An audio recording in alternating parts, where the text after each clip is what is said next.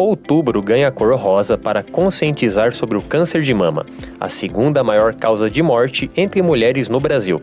Somente em 2023, mais de 73 mil novos casos foram estimados no país, destacando a urgência de falarmos sobre prevenção e detecção precoce. O Outubro Rosa é mais do que uma campanha. É um movimento global que reforça a importância do autocuidado e da informação como as principais armas contra o câncer de mama.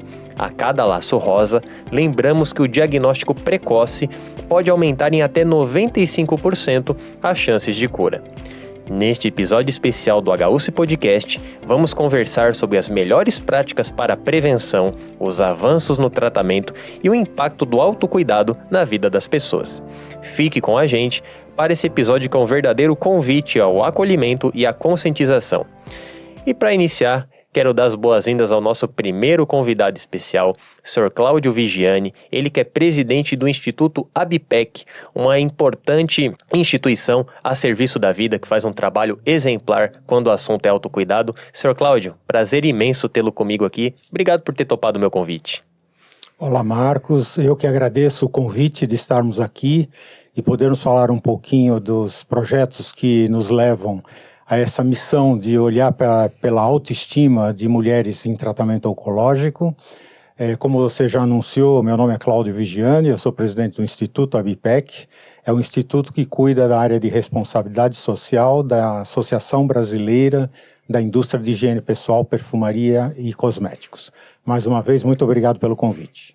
É um prazer imenso ter o senhor conosco. Eu tenho certeza que a gente vai construir um episódio inesquecível. E para compor aqui a nossa bancada de especialistas, eu trago o Dr. Anastácio Berretini Júnior, médico mastologista com uma ampla experiência internacional.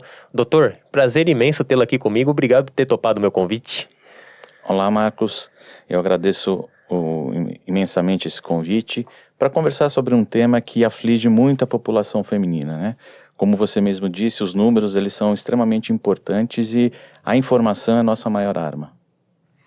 E justamente, o nosso compromisso como uma instituição referência em saúde para 11 municípios da região Bragantina, além do tratamento especializado, além do acolhimento franciscano, está justamente, doutor, compartilhar informação de qualidade para evitar fake news e para trazer qualidade de vida em forma de informação, né? Exatamente. Tanto é que este ano a campanha do Outubro Rosa das entidades médicas é no intuito de combater as fake news. Elas se juntaram às maiores entidades brasileiras e a campanha de 31 dias durante outubro é justamente para que a população receba uma informação adequada e que essa fake news não atrapalhe o tratamento, não atrapalhe a busca pela cura da paciente. E hoje, com certeza, você vai ter acesso a insights valiosos e dicas importantes para promover essa cultura do cuidado para você e para toda a sua família. E, Sr. Cláudio, a gente sabe, o Instituto ABPEC ele tem esse papel ativo no autocuidado, até pela essência do surgimento da ABPEC, cuidar da autoestima, levar aí saúde, levar bem-estar. Como que o senhor, categoriza a importância de grandes empresas se juntarem a essa importante causa? Então, Marcos, o Instituto ABPEC, como eu já disse antes, ele é uma instituição que cuida dos projetos de responsabilidade social de interesse desse setor, higiene pessoal, perfumaria e cosméticos. É um setor muito próspero no Brasil, a associação reúne mais de 400 empresas associadas, e é um setor que desenvolveu uma consciência social sobre a importância de devolver para a sociedade, em forma de projetos sociais, uma parte dos lucros que ofere ao fazer os seus negócios, E por isso mesmo tomou a iniciativa de criar o Instituto ABPEC, que eu tenho a honra de presidir. O Instituto tem vários projetos, mas para ficarmos no tema do dia de hoje, o projeto mais icônico e mais importante que nós tocamos lá no Instituto, ele tem o nome de Bem com Você, a Beleza contra o Câncer. É um projeto onde a gente oferece oficinas de automaquiagem a mulheres que estão em tratamento oncológico. Essas oficinas são feitas no ambiente hospitalar, no ambiente onde a paciente faz o seu tratamento, São ministradas por maquiadoras voluntárias e assistentes voluntários. E o objetivo é ensinar técnicas simples de maquiagem, que ela pode fazer ela mesma, né? E com isso, então, poder compensar um pouquinho os efeitos do tratamento. É um tratamento que, em alguma forma, tem uma certa agressividade, afeta a aparência e, no caso de mulheres, acaba impactando também a autoestima. Essas mulheres nessa oficina que a gente oferece também recebem um kit com todos os produtos para maquiagem e alguns produtos adicionais, né? Que funcionam tanto para, no dia a dia, utilizar e recompor uma sobrancelha que se perdeu no tratamento, melhorar um pouquinho a aparência da pele, que também fica comprometida, amarrar um lenço de maneira diferente, né, na cabeça que ficou sem o cabelo temporariamente.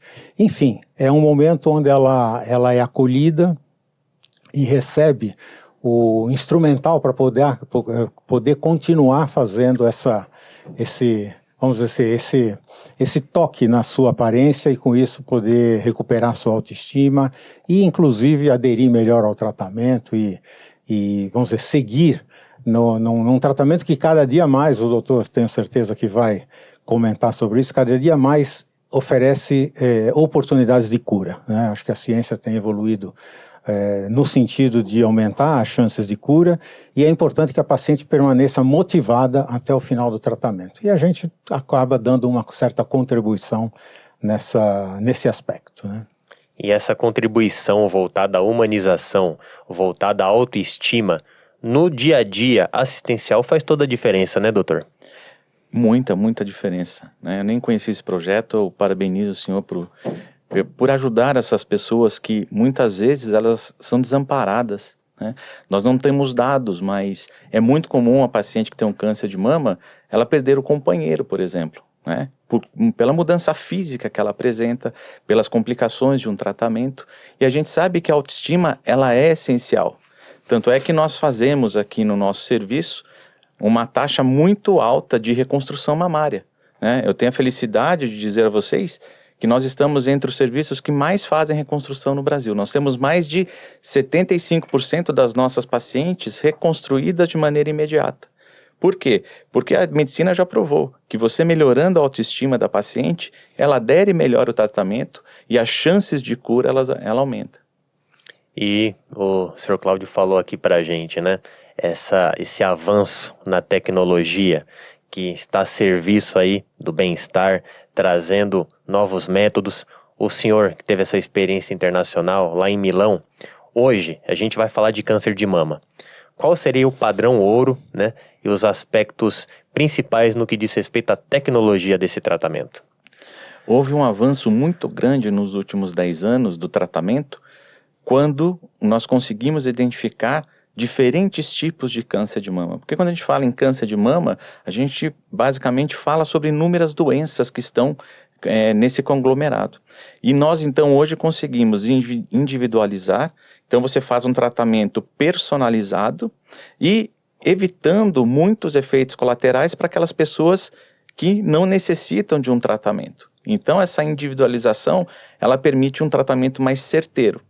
Houve uma evolução muito grande em termos de medicação, nós não paramos de receber novos medicamentos e que acabam melhorando, então, as chances de cura de uma paciente. O câncer, ele é um assunto que ainda representa um tabu, tanto pela delicadeza do tema, mas justamente por esse contexto familiar que o doutor levantou para a gente. Às vezes o medo de perder um companheiro, e acaba sendo um fato, né? A indústria da higiene pessoal tem tudo a ver nesse sentido, né? De trazer essa vaidade positiva para que a pessoa acorde, né, com um sentimento feliz no coração de se arrumar bem, de ir para o seu trabalho, de visitar um familiar. A inspiração para o senhor desenvolver esse trabalho que hoje em dia faz a diferença, e parabenizando novamente em nome da HUSC, né, nós somos um dos contemplados pela doação aí do Instituto Abipec, e certamente fez e fará diferença no dia a dia dos nossos pacientes. A essência, hoje o senhor vê, do início, esse projeto idealizado, enxergar as sementes florescendo, o quão satisfatório é ver essa porcentagem, né, da indústria do autocuidado, hoje no dia a dia de uma paciente que se sente melhor, se sente mais acolhida. Então, eu até aproveito a oportunidade da pergunta para mencionar o início do projeto, né? E aqui quero fazer referência à especialidade do doutor Anastácio. O projeto é um projeto global, ele existe em 27 países, né? E ele teve início nos Estados Unidos, quando um médico mastologista, sentindo essa necessidade das suas pacientes, né, de recuperar a autoestima, olhar no espelho e gostar do que vê, não ter constrangimento de sair na rua, de ter o convívio normal com as pessoas, procurou a associação, né, o contratipo da ABPEC ali nos Estados Unidos, né, pedindo produtos, né, eu falei assim, será que vocês conseguem produtos? Ele também atendia pacientes mais carentes, né, e ele queria proporcionar para essas pacientes produtos que pudessem melhorar a sua aparência. E aí a associação não só atendeu esse pedido, como decidiu criar um projeto dessa natureza, que não é só entregar os produtos, mas sim criar essas oficinas, né, que ensinam essas técnicas, vamos dizer assim, simples para o dia a dia, e que permite a paciente ter essa recuperação da autoestima e a recuperação da aparência mesmo, né, e poder ter um convívio social melhor durante o tratamento, né. Eu também, a gente faz várias ações, né, para antecipar, divulgar o máximo possível essa possibilidade, porque um dos maiores desafios é estimular a mulher a acompanhar o seu corpo e chegar num diagnóstico precoce, né? E existem várias razões pelas quais algumas mulheres não vão fazer o tratamento. Começa com a história do se procurar, acha, né? Então, eu não quero fazer porque de repente eu acho, e se eu achar vai ter um tratamento e é difícil e eu vou perder o cabelo e eu vou, né?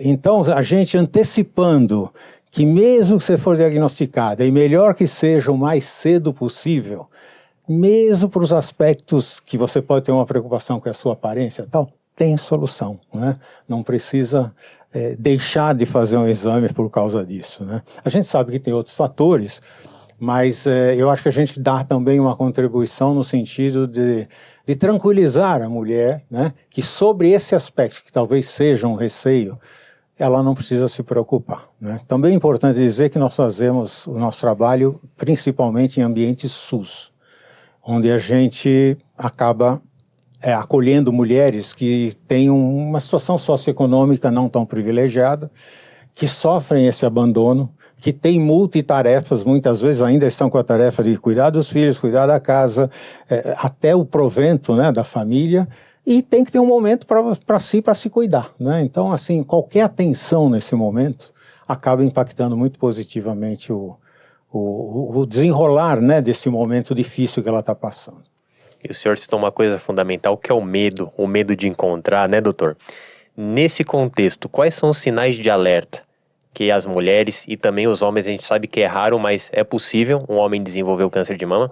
Quais são os sinais de alerta que a mulher precisa conhecer para se encontrar, ter esse auxílio especializado de um médico para dar o curso ao tratamento? Antes disso, eu queria falar a respeito das nossas orientações enquanto médicos.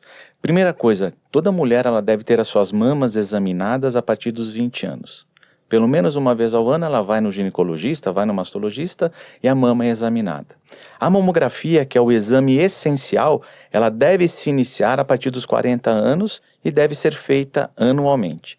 A mamografia é o único exame capaz de fazer um diagnóstico precoce. Então a mamografia ela detecta um câncer mais ou menos 2 a 3 anos antes dele se tornar palpável.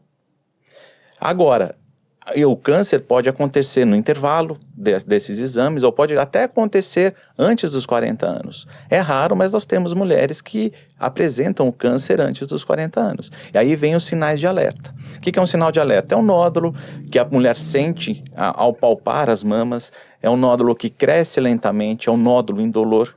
A presença de uma assimetria de mamas de diferentes tamanhos que vão aumentando com o passar do tempo.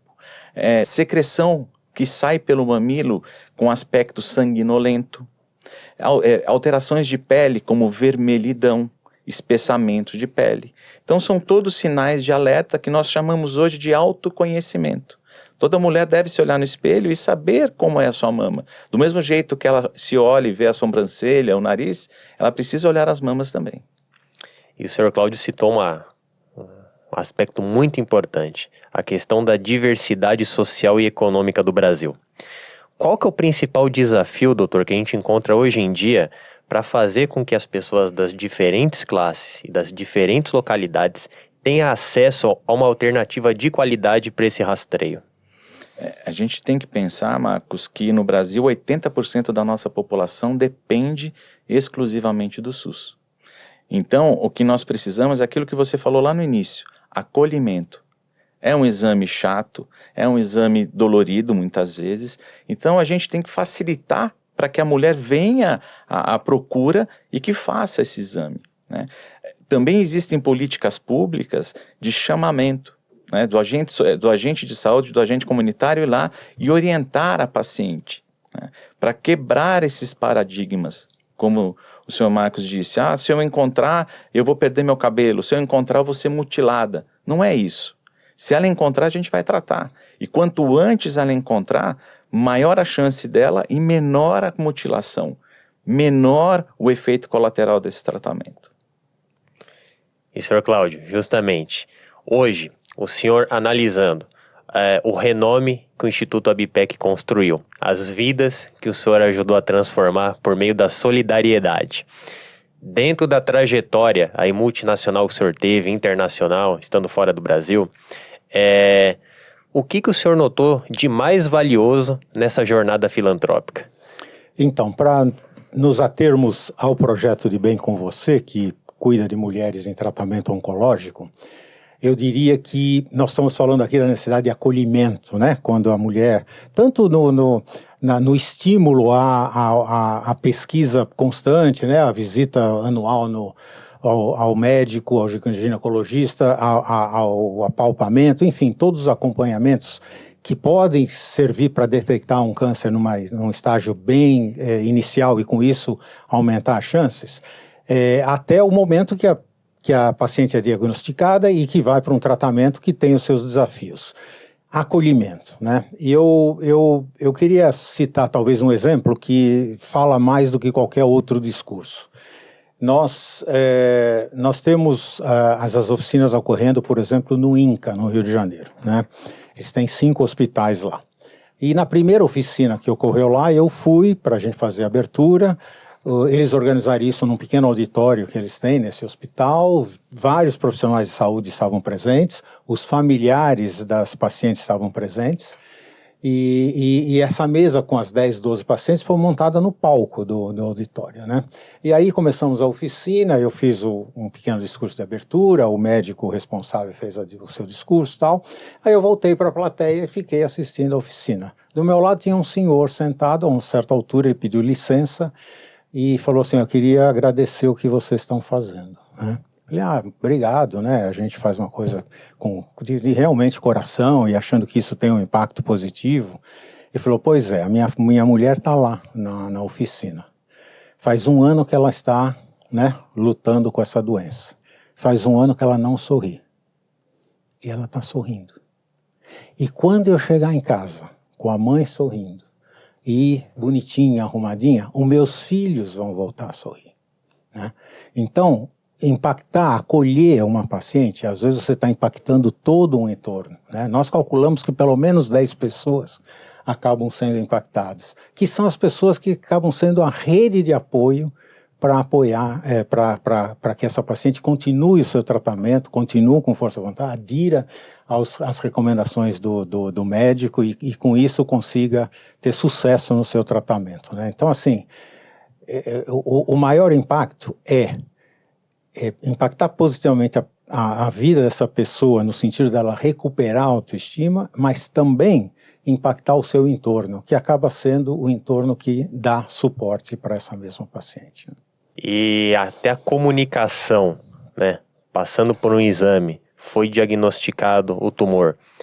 Toda essa minuciosidade demanda, né, uma comunicação acolhedora, mas também uma comunicação que esclareça, né, a gravidade e os cuidados, né, doutor, que a pessoa precisa adotar dali para frente.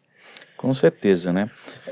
Eu sempre falo para os alunos de medicina que a especialidade do mastologista ela é 50% médico e 50% psicólogo.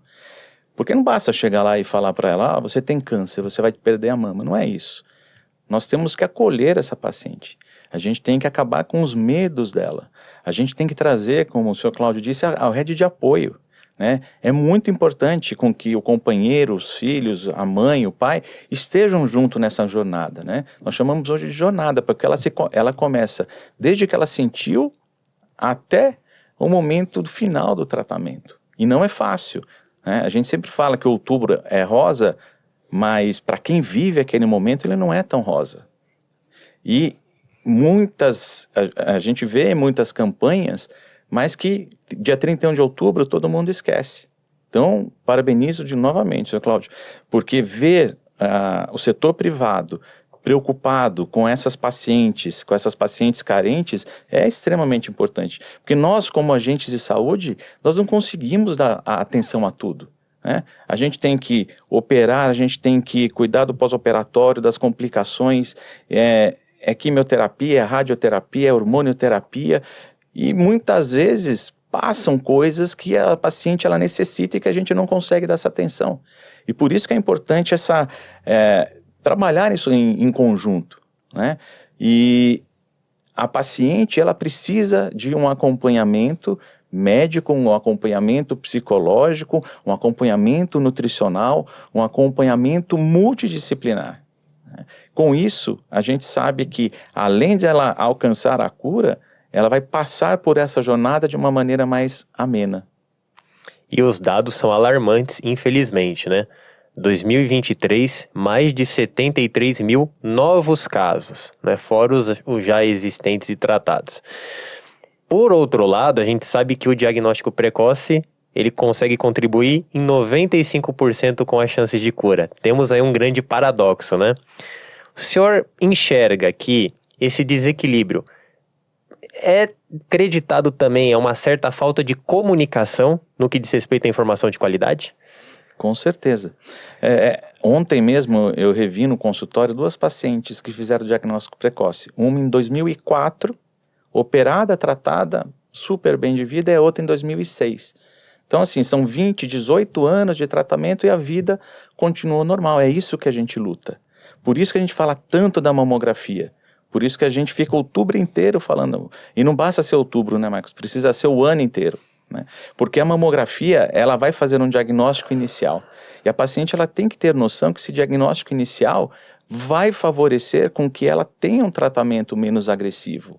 O impacto disso é muito importante, porque um dos objetivos da mastologia moderna é fazer com que ela retorne às suas atividades o mais breve possível e sem as complicações que existiam anteriormente.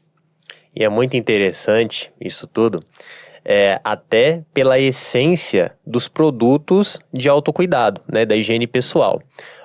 E aqui eu tenho um exemplo, né, a nossa linha, o hidratante corporal Humanitas. A origem dele é a nossa obra em São Jerônimo da Serra, norte do Paraná, que acolhe rancenianos. Né?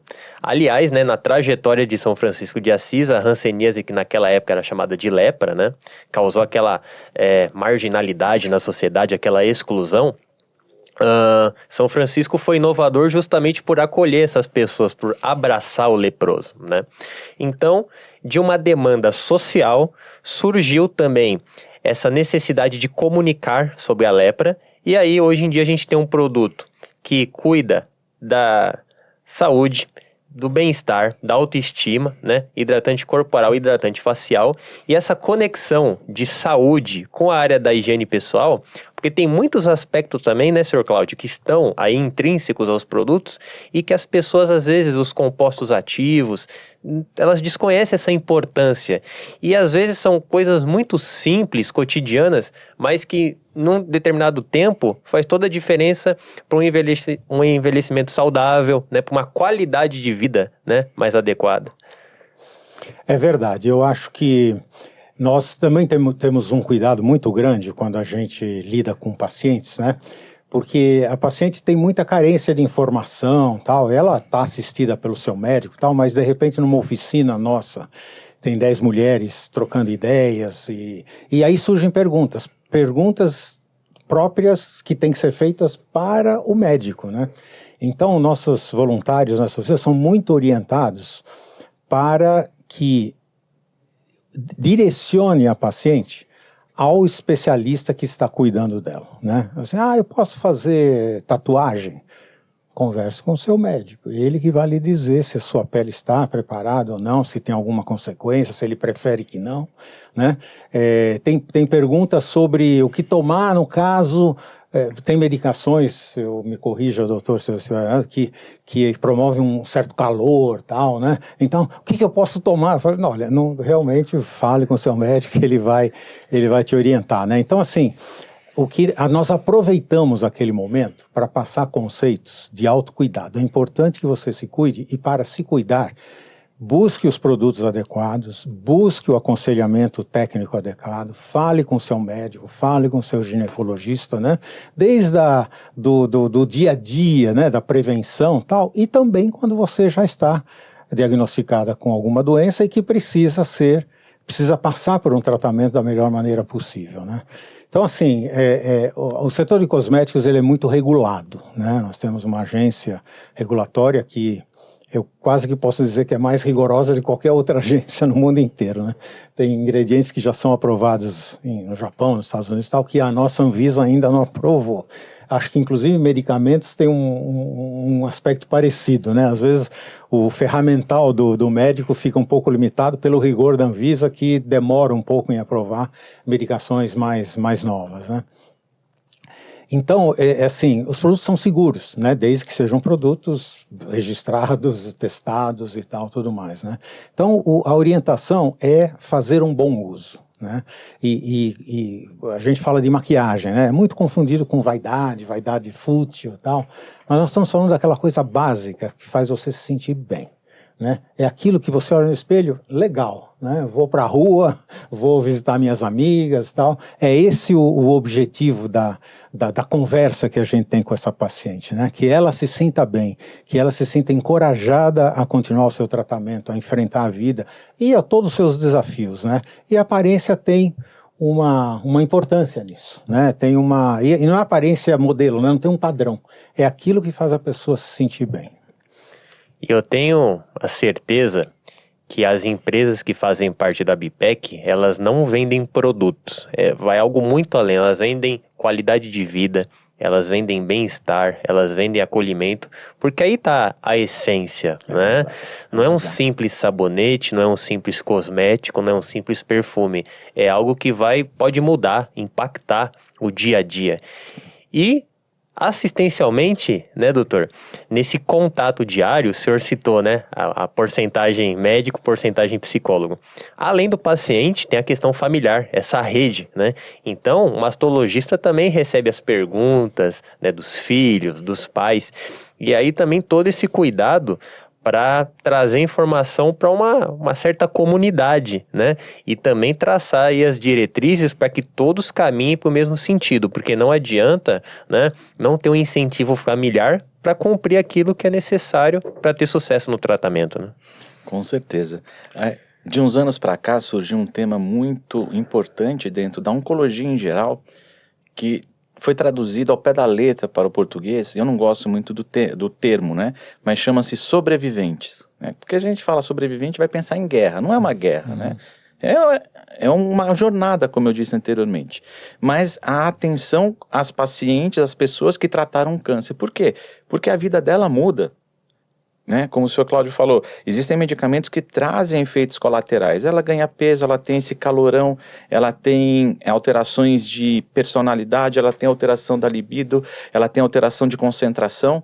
E antes a medicina não dava muita atenção a isso. Falava, olha, tem que tomar, ponto, não, se vira. E hoje não. Hoje a gente tem essa atenção, esse cuidado maior. Então a gente precisa melhorar todo o bem-estar dessa pessoa. Uma consulta, ela não é feita no pós-tratamento apenas para saber se o câncer voltou ou não, mas é para melhorar todas as condições dela.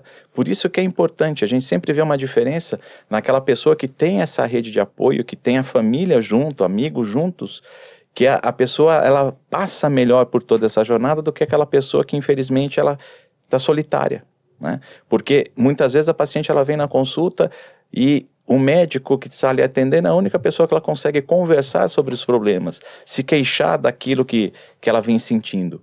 Então, nós precisamos de todo esse apoio para que a paciente consiga passar por isso com mais tranquilidade. E olha, nossa conversa é incrível, a gente nem viu o tempo passar, né? Já estamos caminhando aqui para a parte final do nosso episódio, que foi, né, totalmente esclarecedor. Vamos, né, seguir mantendo esse compromisso, né, de mudar a vida das pessoas através da informação de qualidade. Estou muito honrado, eu sou sempre um privilegiado, né, por acompanhar de perto essas histórias inspiradoras que impactam tanto a vida das pessoas, né, o meu mais profundo agradecimento, e gostaria de encerrar com a consideração final dos senhores aí, começando pelo senhor doutor, novamente lhe agradecendo do fundo do coração, e eu tenho a certeza que a gente vai continuar aí a construir um ambiente aí de puro aprendizado e a serviço da vida. Eu agradeço, Marcos, o convite, parabenizo a instituição, o HUSC, por possibilitar, então, levar informação de qualidade para a população, que é isso a nossa maior arma contra essa doença que nós estamos falando, que é o câncer de mama. E eu queria deixar uma mensagem final para as mulheres, que elas devem, sim, fazer o seu exame, a mamografia, a partir dos 40 anos, a cada 1 ano. Isso está em lei, isso faz parte do acompanhamento, faz parte dos exames necessários para a saúde feminina. Não esquecendo também dos homens, a gente tem um homem para cada 300 mulheres com câncer, mas o homem que note alguma alteração na sua mama, algum nódulo, dor, alteração de coloração, ele também deve procurar um médico para uma avaliação. E Sr. Cláudio, somente agradecer, né? Obrigado por compartilhar essa linda jornada do Instituto Abipec, que seja o início aí de uma grande parceria, né? Pelo HUSC e também pelo nosso Lar São Francisco, as mais de 70 obras que a gente administra. Estaremos sempre de portas abertas e foi um imenso privilégio conhecê-lo pessoalmente. O doutor Anastácio já tinha a honra de ter conhecido e entrevistado em outra ocasião, na época que a gente, né, estava só nos streamings puramente de áudio, Spotify, Deezer, agora felizmente também no YouTube e trabalhando aí os nossos cortes nos shorts, nos reels. E as portas estão sempre abertas e vai ser um prazer receber o senhor em nosso hospital, receber aí os colaboradores do Instituto Abipec, para que a gente siga aí nessa parceria que vai fortalecer ainda mais a saúde pública da nossa região. Eu que agradeço a oportunidade de estar aqui, o convite, né, para falarmos de algo que acreditamos que tem um impacto positivo na vida das pessoas, principalmente de mulheres que estão em tratamento contra o câncer. E se você me permite deixar também uma mensagem final, né? Primeiro corroborando as palavras do Dr. Anastácio, né, da necessidade do diagnóstico precoce, da necessidade do autocuidado, da necessidade de fazer os seus exames regularmente, né, principalmente a partir dos 40 anos, com a mamografia. Outra vez, é o único exame que realmente consegue fazer o diagnóstico bem precoce, né? E dizer que se por acaso o receio de um diagnóstico é sobre o impacto que o tratamento pode trazer na aparência, eu quero dizer que há remédio para isso, né? Nós estamos aqui, já temos a parceria com a HUSC e queremos continuar essa parceria, estamos em vários outros lugares do país. Então faça seus exames e se for diagnosticado, não se preocupe com a sua aparência, que ela será bem cuidada também. Muito obrigado mais uma vez. E nesse Outubro Rosa, pessoal, estamos novamente com uma parceria muito bacana com a Fritop. Eu vou mostrar para vocês aqui a Life Chips, as batatinhas a serviço da vida. Estão à venda aí em nosso hospital, estamos com uma promoção muito bacana. Você comprando essa batatinha, você está ajudando aí o serviço de oncologia do HUSC, que é referência não só para Bragança Paulista, mas para os 11 municípios da nossa região. Mais de 500 mil de habitantes que vão ser impactados pelo seu gesto de amor. Vai ter um pouquinho de você ali na cura, no tratamento dos nossos pacientes. E aí a gente imagina, né? Antes da radioterapia, que felizmente, né, foi uma grande conquista do Lar São Francisco aí para nossa região, os pacientes ali de Pedra Bela, de Tuiuti, das outras cidades, tinham que se deslocar, por exemplo, para São Paulo, para Campinas. E a sessão de radioterapia é tão rápida, aí de 17 a 23 minutos. Muitas vezes as pessoas perdiam um dia, nesse deslocamento, nessa trajetória, e graças ao Lar São Francisco hoje, né, os pacientes oncológicos da nossa região podem ter aí mais conforto, mais acolhimento, e você pode fazer parte dessa linda trajetória. Eu te agradeço pela sua audiência, te espero no nosso episódio especial de novembro e conte aí com a HUSP para ser aí o seu emissor de informações de qualidade sobre o universo da saúde. Meu muito obrigado do fundo do coração e até a próxima, pessoal. Paz e bem.